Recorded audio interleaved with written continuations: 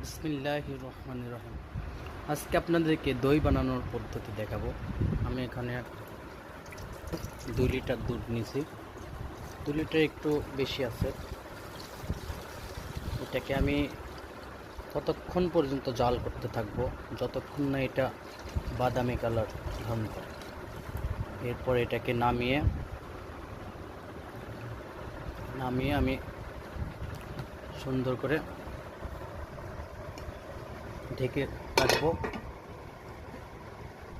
ঢেকে রাখলে এটা অটোমেটিক্যালি হয়ে যাবে।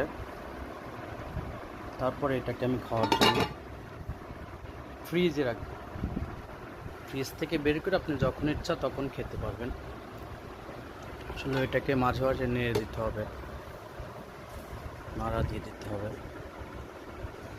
তাহলে সুন্দর কালার